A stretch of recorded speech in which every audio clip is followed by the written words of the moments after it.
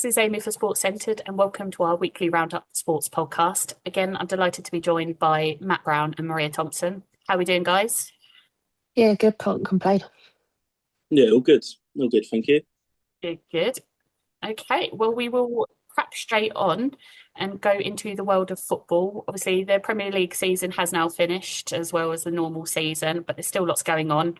Obviously, this week we saw Crystal Palace winning the Conference League. Obviously, Oliver Glasner going out on a high for his last game with Palace. Cracking game for Palace. The celebrations looked just as good. A couple of Klinsmann slides on the pitch afterwards. But obviously, just talking about Glasner a bit more, like how good he's actually been for Palace since he's joined. So looking at his stats here, he won the FA Cup, the 24-25 season. He won the Community Shield following that in 2025. And then obviously winning the Conference League 25-26. Like, he's done unbelievable. And it's, again, another tough spot to fill, whoever comes in next, isn't it?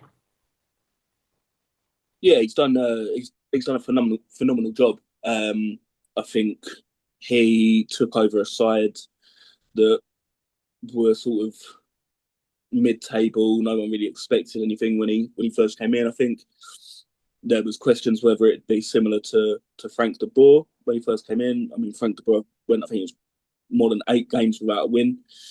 Glasner, however, 3 trophies in his time, and that includes the fact that they've lost some key players. You know, like Mark Gahey, Eberechi Eze have both left, and yet he has still managed to win a European trophy. And no matter what you think of that particular competition, to win it is still a massive achievement, and it's definitely big shoes to fill, that's for sure. Yeah, like I say, you can't take away it's a European competition. Obviously, they won 1-0 against Rayo Vallecano. Great goal by Mateta as well. Obviously, there's talks that he almost went during the January and summer transfer windows, but that fell through due to a suspected knee injury. But he's banged in about 7 goals since then, hasn't he? So, Yeah. yeah, I think Palace fans probably didn't expect to get as far as what they did. Obviously, the season in the Prem was a sort of a bit up and down at points, but I think, yeah, really tough shoes to fill. Not sure who is best to potentially go in and fill those shoes at the moment. There's quite a few managerial vacancies going on at the moment as well, with obviously Iriola leaving Bournemouth, Pep leaving City. I can't really think of any names off the top of my head that I think would be a good fit for them at the moment. No, it is a tough one to try and predict who will go in. I think I saw Iriola being linked the other day, but he's now supposedly off to, I think it's Leverkusen, so we can probably rule him out. I mean, it won't be Pep. Let's be real. It won't be him. So it'll be interesting to see where they do go. I think they'll likely look abroad, I'd imagine.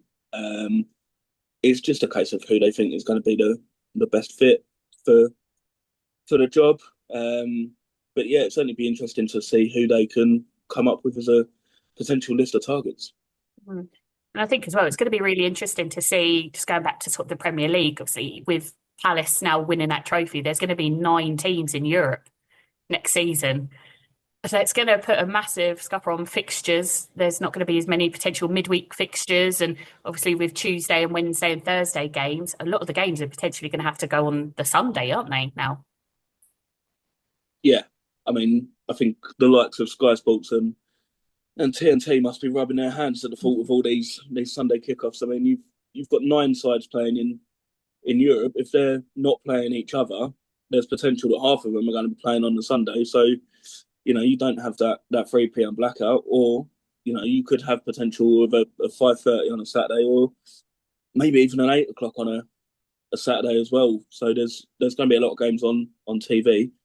I think it'll be interesting to see how the Premier League copes with 9 clubs in Europe. Are we going to see games where certain clubs are resting players because they're focusing on Europe or whatever? And yeah, it's going to be an interesting season next year. That's for sure. And obviously, talking European football, we've got the Champions League final this Saturday, Arsenal versus PSG. massive, massive match. Obviously, there's been talk that Arsenal got the upper hand. We've managed to get their logos and pictures on the train station. But it's also one of the things I noticed. It's a 5 p.m. kickoff. They're saying that it's due to trying to make it more engaging for the younger viewer, the younger fans. But it seems a bit weird a Champions League final being that early on. It is weird. I think, to an extent, I think I'm in favour of it. I think it probably makes life a little bit easier for fans out there to an extent as well, in that they don't have to worry about the potential lateness of travelling and things like that. For the fans that are watching it on telly, younger supporters can stay up and watch it. Um, yeah, I think there is just something almost special about it being an 8 o'clock kickoff day, where it's under the lights and everything like that. So I can see the reasons for it, and I do quite like it. But at the same time, it does take away a little something for me, I think. Yeah, no, definitely. Obviously, Arsenal, PSG. I've been going back and forward on who I think will win. Obviously, my heart says I can't have Arsenal winning the Champions League final, especially after our season and especially after winning the Premier League. See, PSG, some of their games they've played in this season, they've been absolutely incredible. See, they've been absolute classics. And there's talk about obviously Arsenal have played a lot more minutes than PSG, so could that have a factor in it?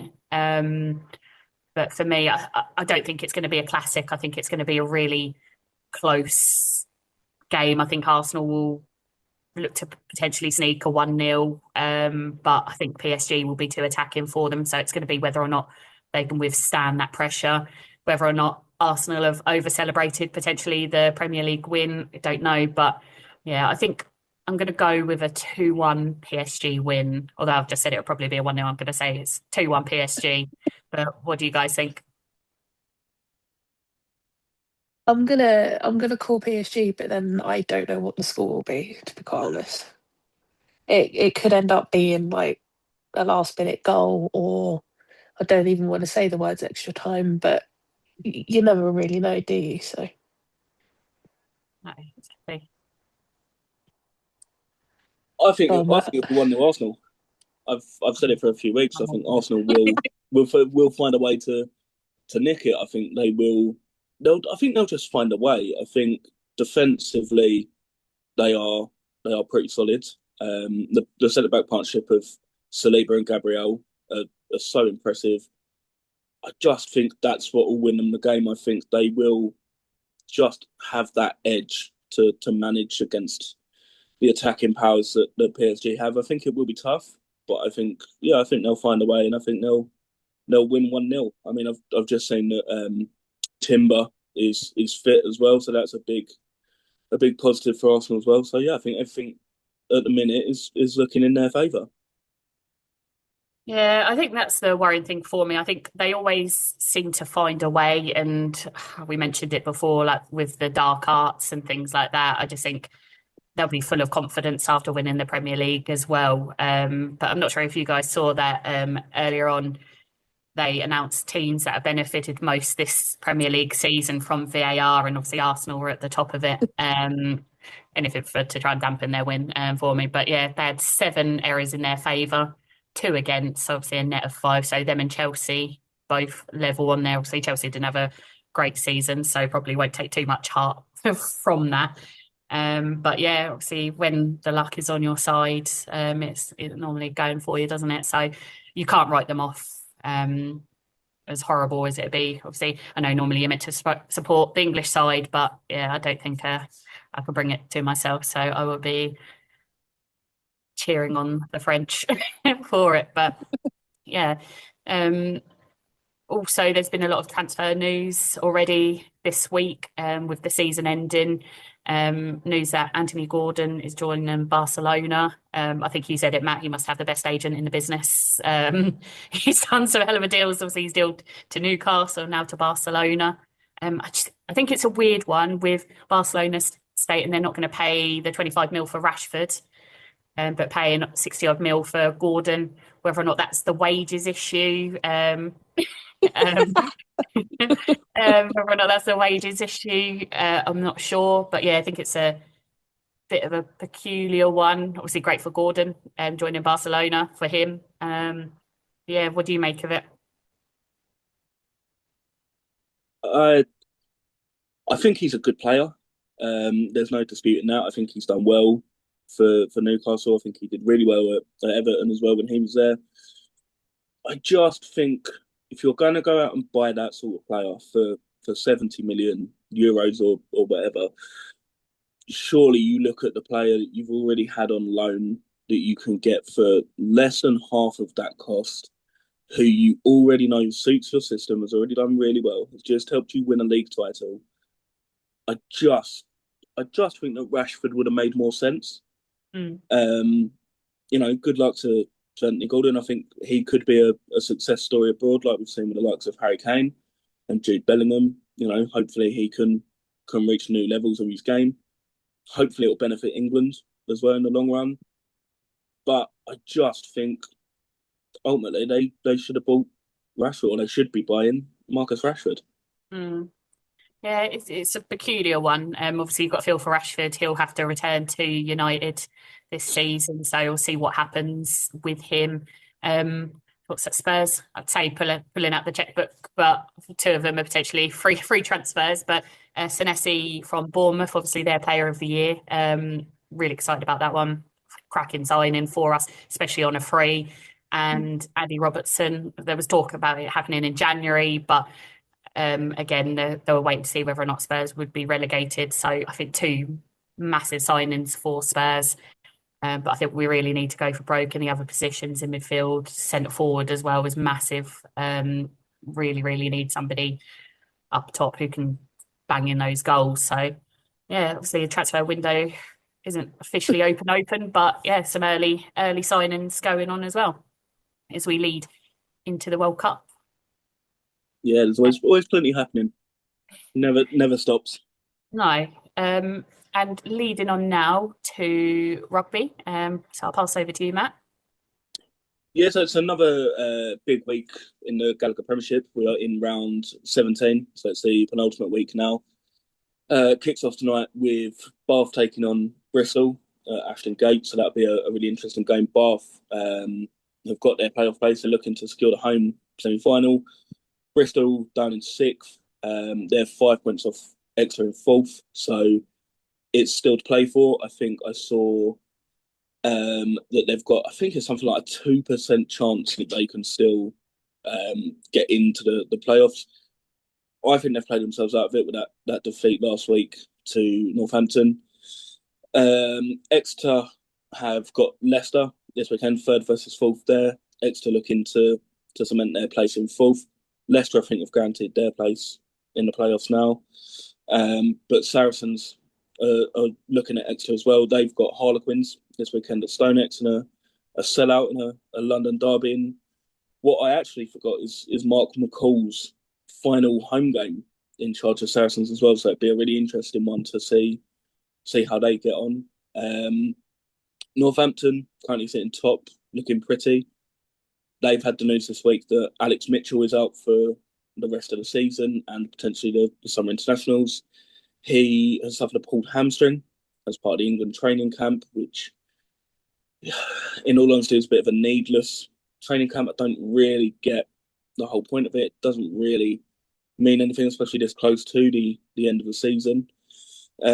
Saints will be thankful that they've got Archie McPartland, who can slot in well at 9. He's started the last few games. He's looked excellent. He tore Bristol to shreds last week.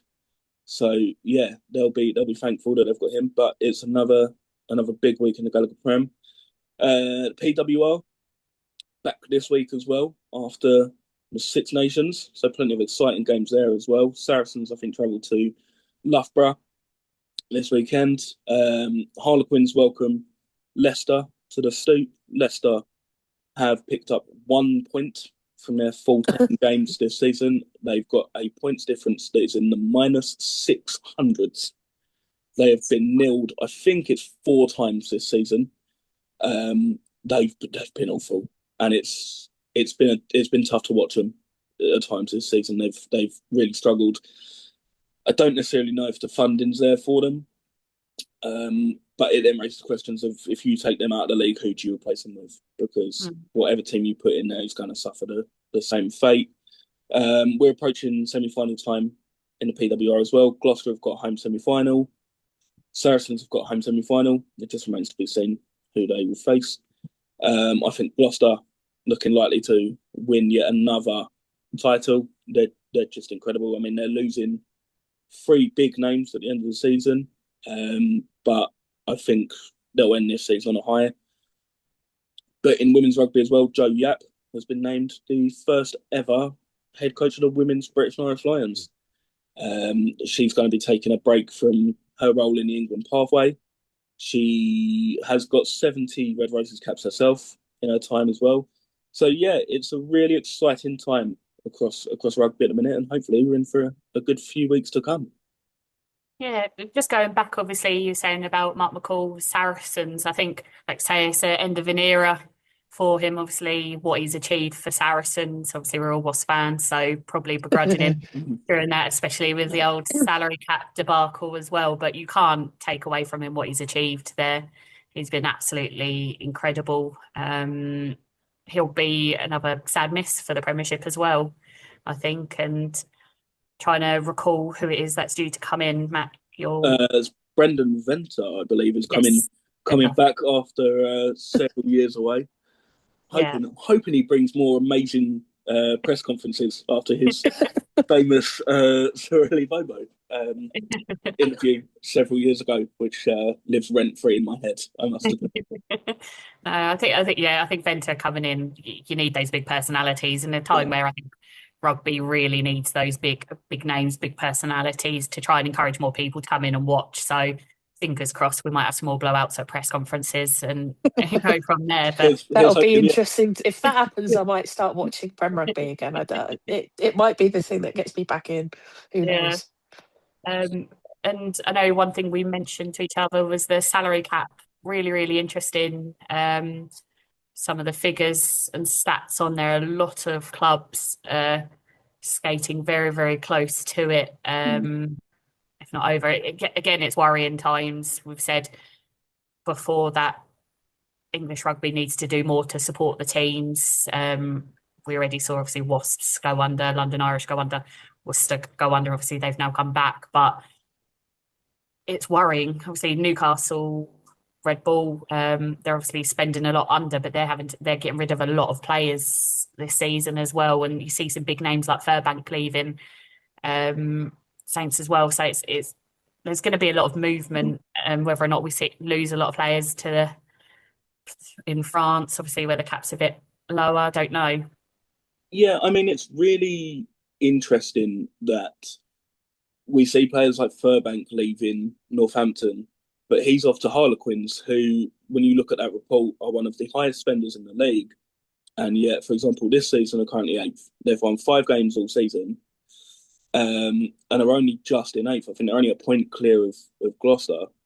Newcastle are so far under. I think when the report was originally based around, I think at that point they were still Falcons. So the Red Bull takeover, not necessarily too much of an impact, but yeah, they're getting rid of 26 players.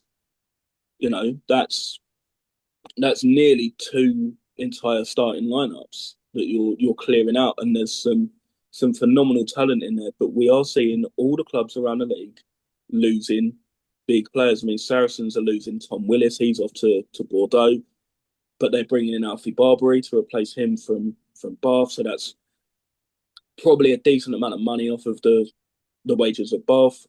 But however, I read a piece that says about how Bath are under or they're at the cap, but still legal, and it's because they are clever in the fact that they will use certain academy talents on lower wages. So I think Tuipulotu that they've got there is on very little money, but is breaking into the squad. So again, it looks better on paper that they've got these academy players. Yeah, again, I think it's fly halves that are on the most money. I don't know why they don't win. They don't win games. They're irrelevant in this day and age. Finn Russell's not a real talent. Um, But no, but what people just names. I think if you look across the league, we are seeing a lot of players leaving, a lot of players coming in. It seems to be more of a revolving door than what we've possibly seen before. But at the same time, we are also still seeing players moving over to France. We're still seeing players at times moving over to Japan as well for big money.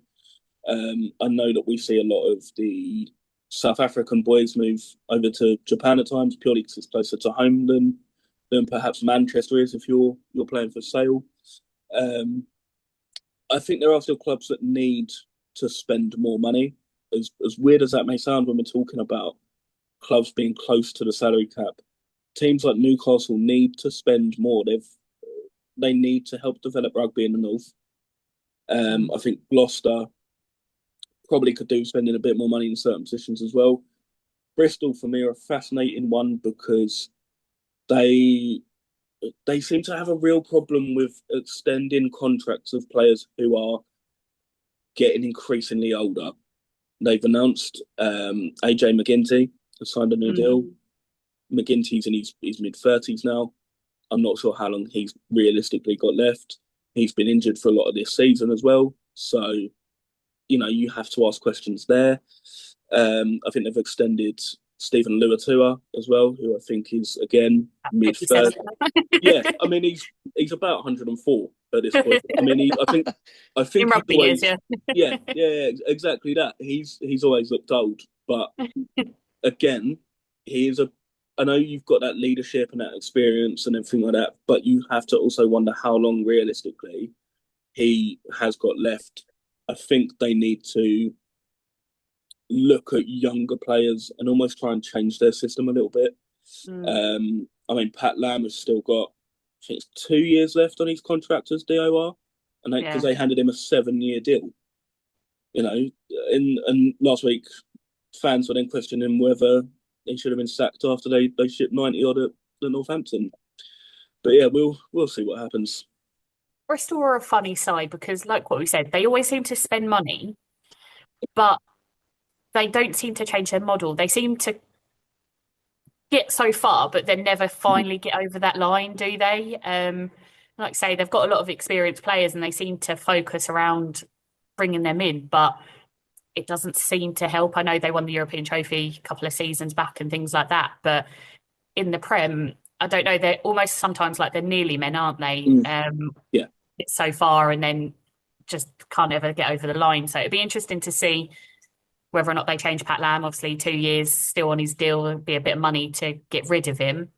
But what can they do? Obviously, like I said, they almost played themselves out of top four over the last couple of games. So yeah, it'd be interesting to see what they do. I think although they've got 2% chance of getting in, I think they probably need to write the season off again and then look to go again next season. Well, they need a bonus point win tonight against Bath, which I can't see happening. And then they've got Leicester. They've got Sale on the final day of the season away from home. Sale not had a great season. I think they're in 7th, but they'll want to end the season on a positive note. I can maybe see Bristol getting 2 points from those games. I can't see them maybe Bath, more no. push. I can't see them beating Bath at all. And I'm not convinced that they'll beat Sale away either.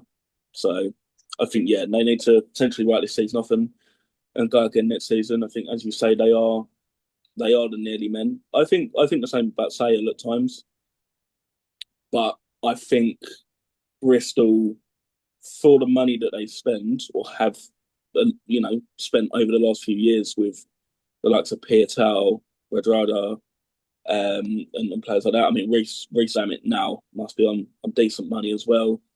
To still not be even reaching the top 4 this season, it's just not really been good enough for them. I'm a big advocate of the way that they play. I like their attacking style, but I don't think they are in a position where they can necessarily kick on straight away. I think there needs to be a lot of discussions behind closed doors and see what they need to do next.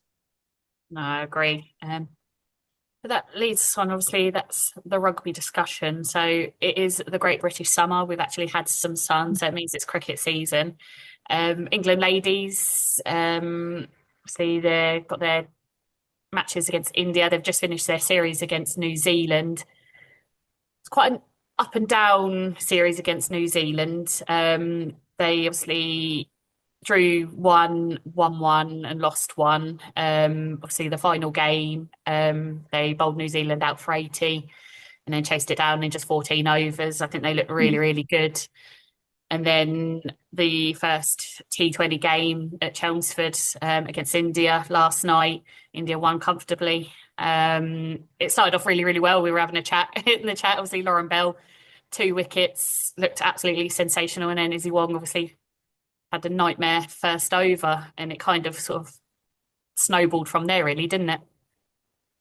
Yeah, I mean, we can rave about Lauren Bell until the cows come home. I mean, she is a sensational bowler, just an incredible cricket player, and deservedly in that England squad. You have to feel for Izzy Wong though last night. I think by the end, it felt like the longest over in the world. It just felt like it was never going to end for her, and I think in the end, you almost just wanted the ground to swallow her up. But she did get her wicket in the end yesterday. So hopefully, a bit of confidence can come back. But yeah, a tough night overall. I think there's been a couple of questions regarding selection. About playing the best squad. Yeah, and about playing that best squad. We are so close to the World Cup now. I think it's about 3 weeks now until the World Cup. Yeah, 12th of June. Yeah, so not long to go. So yeah, I don't really get why we're not playing the best squad. I mean, people can say about the risk of injuries and whatever, but ultimately you need to be match ready as well and see how you fare. And if you're not playing your best team against the likes of India, who are just an exceptional team, I don't think you can really go into the World Cup with a real assessment of how well you're going to be able to play, because you're just not going to know. No, I think it, like you say, it's a very fine balance, isn't it, of playing your best squad, potentially risking injuries, but then not having that right balance and that right level going into a tournament. But I think playing India, they're one of the best sides in the world. So I think you have to try and play your best squad where you can against them. The good thing is that England are going to be welcoming back Danny Wyatt-Hodge, hopefully, for the second test. See, her partner gave birth last week. So that would be a massive, massive boost for England. Obviously, what she offers with the bat and in the field as well. The experience would be excellent. But yeah, I think it's going to be a tough series for England against India. But hopefully, if they can get a couple of good performances in, even a good couple of individual performances, get a bit of momentum leading into the World Cup. Yeah, I think we need to try and get that momentum. I mean, having the fact that it's a home World Cup definitely helps us. So yeah, hopefully we can get that momentum. I think we need to almost just write yesterday off and just say, look, it happened. It was a disappointing evening. We go again and go from there. As we've said, India are one of the best teams in the world, and they're one of the best teams in the world for a reason. I think there were times last night where they made it look easy, and I think they'll do that no matter who's bowling at them, who they're playing against. So I think they'll be serious contenders for the World Cup, but hopefully England can gain that momentum and build on something. I think having Danny Wyatt-Hodge back is a good way to start building that as well. Yeah, I think, like I said, we're without Nat Sever-Brunt for this tournament, the series. Hopefully she'll be back firing for the World Cup. Like we mentioned, it kicks off 12th of June at Edgbaston. So yeah, fingers crossed in there. And still talking about England, one of the things that I read about yesterday, and I think it's quite prudent as well in sports as general, Sophie Eccleston talking about her mental health, especially after the Ashes series. Obviously, I think a lot of the players took a bit of a beating from the press and the public in that one. But she seemed to get the brunt of it about her fitness and performances and things like that, because it's coming up as a 10-year anniversary playing for England. And she's still only 27, which sporting terms is still a baby, like potentially coming into her prime. And it was actually quite a hard read when she was talking about it, saying obviously how she struggled even coming out the house and things like that. And I was speaking with a friend yesterday after Littler won, and obviously burst into tears and said he didn't want to leave the house and struggled. And I think that's something where I think in England we seem to want to tear down our talents. Like Luke Littler, what he's achieved at his age is absolutely astronomical. And the same with like England ladies cricket. At times they've overshadowed the men's teams with what they've achieved and performed, yet there's players that seem to be targeted and we want to tear them down in the press. I think, I think we all need to do better as well, don't you think? Yeah, I mean, the press in this country are notorious for it. I mean, we are heading into the Football World Cup, as we all know. So there'll probably be some story that comes out in the next 2 weeks or so about England player and something in their past or something that they've done whilst in America or whatever. Sophie Eccleston obviously talking about her mental health and how it's impacted. I think it was Kent in the county game, men's county game, turned off commenting on their social media to protect their players' mental well-being, which I think is a big statement in itself. I think as fans, we're very quick to judge, and I think sometimes people can cross the line with what they say. I think sometimes it's forgotten that these athletes are people. You know, they have families, they have lives outside of sport, and I think it can impact things. Obviously, you know, Luke Littler last night, he's only 19, and he's still a kid. Yeah, so exactly. He's been a big name in the sport since he was 16 years old. At that point, still a child.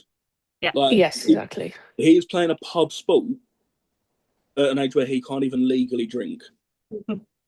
Like, it's that sort of thing, and you get people tearing him down. I mean, I've seen comments today about Littler's weight and size and everything like that. I just think there's no need for it.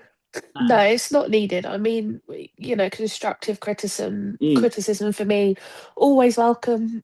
Tweet it, post it on Facebook, Instagram. I don't care. But it's, for me, as soon as you draw the line, go over that line, that's it. Like, if, as you said, Matt, if teams and clubs have to turn off their comments on social media, then surely that should be a big indication of, right, okay, like there should be more done to not necessarily punish, but more to be done to sort that out. Because, you know, not to take away from the sport, but netball this season, there have been quite a controversial few moments.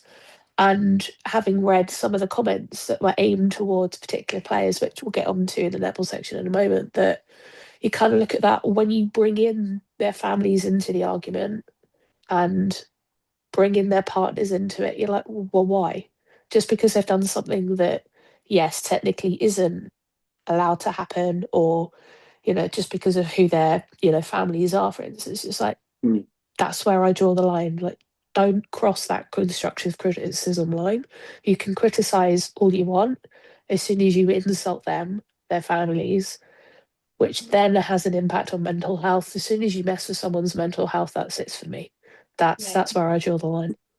100%, I agree. And I think we're in the age with social media. We're so lucky that in ways that we can interact with the sports people nowadays. Like, I think I say about it, like boxing is such an accessible sport. You can have those conversations, and on social media you can speak to them online, like across other sports and things like that. But you always get those people who use it to try and beat somebody down with. And I think, like I said, you could be constructive and give your opinion, but then when you start getting personal and about someone, I think that's where more needs to be done to try and eliminate that. There's difficult, no like need to get personal at all. There's no need for it. And it's all well and good.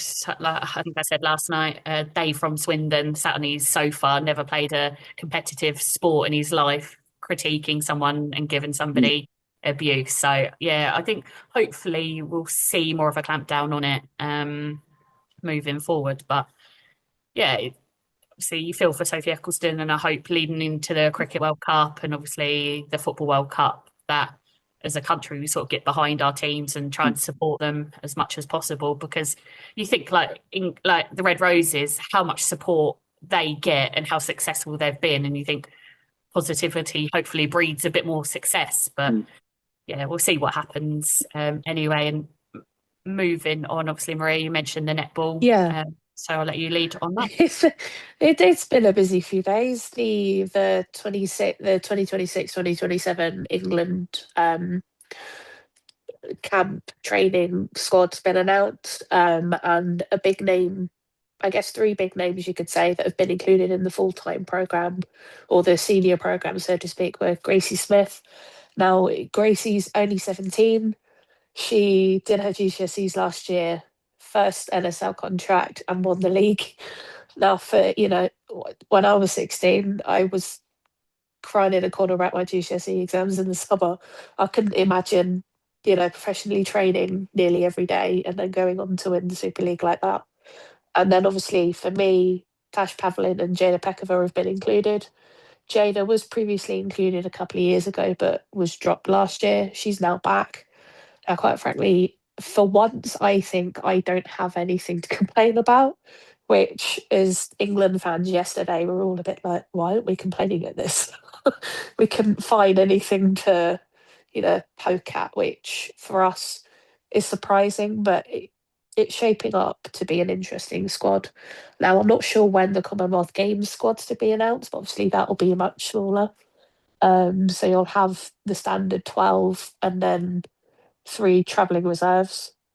So I have my own opinions on who I want the 12 to be and who I want the three reserves to be, but obviously we'll find out in a few weeks, because as June is literally Monday, the comms are the end of July, so obviously it won't be too much long before obviously they're in camp for that as well.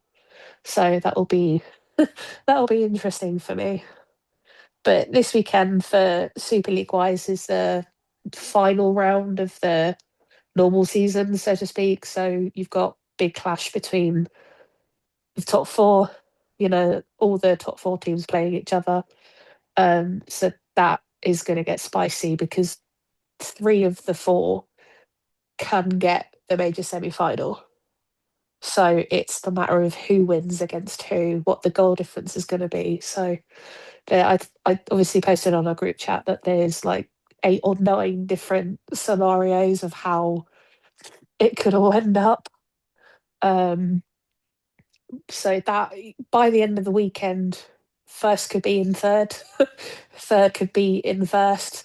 So the top three could flip on its head essentially. So Makes it's it exciting though that at least actually yeah, it's all to play for. exactly, because I mean the fourth spot is set, so Nottingham Forest won't get any higher than that. But it's a matter of they'll be watching tomorrow, because their game is tomorrow, but they'll be watching the others to, see who they've got.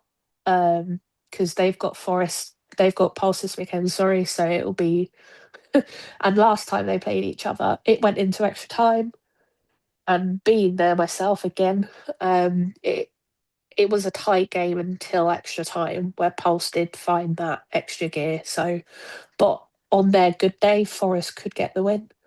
So it genuinely depends on what happens. Thunder have got Lightning at home, and based on how well Thunder have improved the last 4 or 5 rounds, they could win it. But I know Lightning will be hungry for that home major semi-final, because that's what they all want. So it'll be it'll be interesting. But with the other NSL games, the Rhinos Panthers game tonight, unfortunately for either side, whoever loses that one will end up finishing bottom. But both sides have had injury woes this season, which for Rhinos has impacted how they've gotten on. And then the Mavs Dragons game at 4 o'clock tomorrow. Ellie Ratu has been announced today, literally just before the podcast started, that she's back from her season-long injury, which for her is really good to see. So that will be a good one. But for me, as Pulse fan and a keen interested in Thunder, the Thunder Lightning game and Forest games are going to be my keen focus. So if you need me at 5 o'clock Saturday or 6 o'clock Sunday, don't expect a response. I will be otherwise occupied. But it's a big weekend for that. So it will be interesting to see come late Sunday evening what happens. No, busy weekend then as well. So that Yeah. sort of leads on as well. Is that all your netball Yeah. Yeah. dates? The Unless crazy anything gets announced overnight, no. any breaking news. But yeah, leading on to a crazy weekend of boxing, probably as we speak now.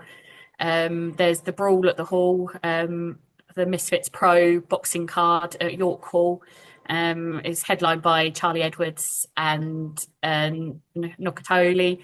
It's a IBF World Super Flyweight title eliminator. I think it's going to be a really, really good headline event. Charlie Edwards has been out of the ring for a little bit, hoping to see a better performance than what he did last time. I think he could still do the business. It's a really tough fight for him, but there's loads of really good fights on the card as well. You've got Dan Towards against Jack Corrie for the WBA Continental Super Welterweight title. You've got Osborne against Cooper for the English Super Middle title.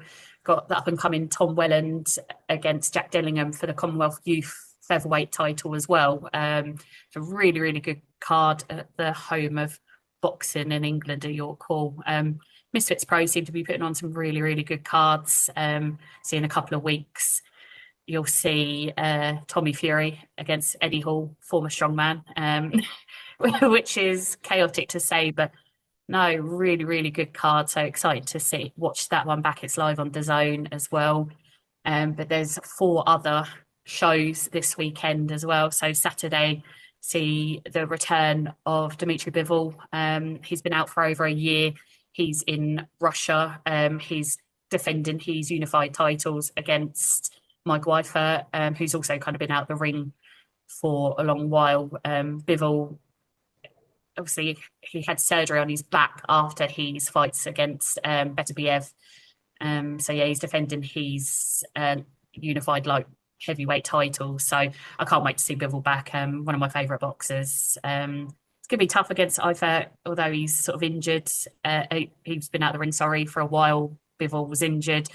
Might be a bit of ring rust for both of them, but it'll be a really, really good matchup. And they're in Russia. Again, you can see that on DAZN. We've also got the boxer card, which is at the OVO Arena in Wembley. That's on Saturday as well. That's headlined by Adam Azim. He's, again, back from injury. We last saw him in November when he knocked out Kurt Scooby at the Tottenham Hotspur Stadium. So he's fighting against Claggett. It's a really tough fight for him. But excited to see Azim back because he had to pull out of his last fight due to injury. So glad he's back. Also see Fran Hennessy, the $1 billion baby. She's out again. She's been so active this year, but she's so good to watch. She's defending her WBC Silver Bantamweight Championship title against Depercio. Yeah, really excited to see Fran. Was watching a weigh-in. Looked a bit drained, a little bit tired, whether or not that's the heat that's done it, because apparently it was quite warm in there. But she has been super active, and she has kind of been carrying boxer on her shoulders for a while. Obviously, they've lost a lot of fighters and a lot of pulled out injured and things like that. So, but really excited to see what she does next. And it's a really good card as well. And that's actually on BBC as well. So that would be a good one to watch. We also have in Houston, in America, a matchroom card. We've got Ashaki Foster against Ray Ford. So Ashaki Foster's defending his WBC World Super Featherweight title against Ford. Loads of great back and forth between them in the press conference, in the face-to-face, the weigh-ins. There's been shoving, there's been verbals. So I think it's going to be a really, really feisty one between them. If Ray Savage Ford wins, he'll be a two-weight world champion as well. So I'd be interested to see what he does next, whether or not he stays up at that weight or drops back down again. Be interesting to see, but that's a really good one. It's a really good card as well. It's got Murray Jones, Zaki Moses, Frank Espinoza as well. So again, that's on DAZN, but it is in America, so it's going to be an early doors one. Also, you've got another American one, MVP card. Obviously, it's all female card. MVP seem to stack out great shows with good female talent. So you've got two main headline events. So you've got Stephanie Han versus Holly Holm 2. In their first fight, it got stopped in the 6th round due to a cut.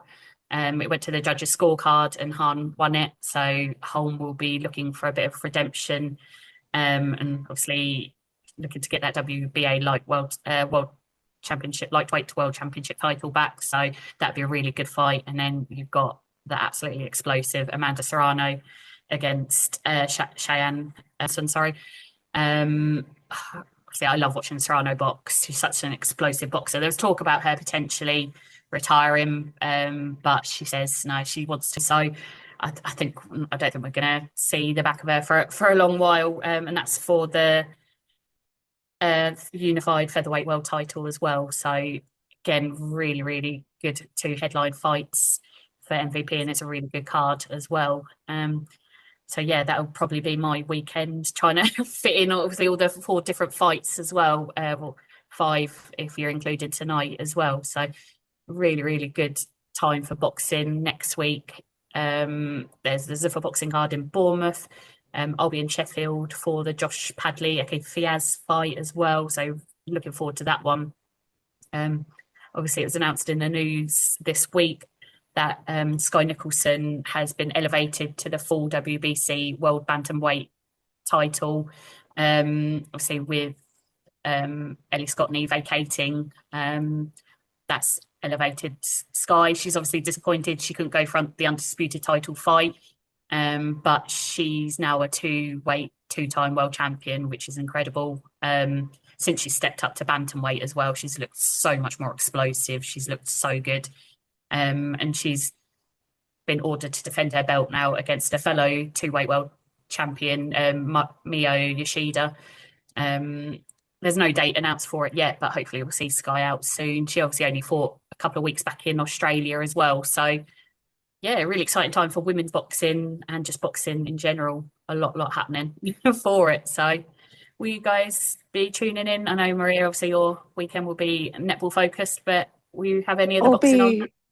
I'll be interested to see what happens with Tommy, just because I just find that one a little bit funny, but I'm sure I'll catch up on our chat after it happens.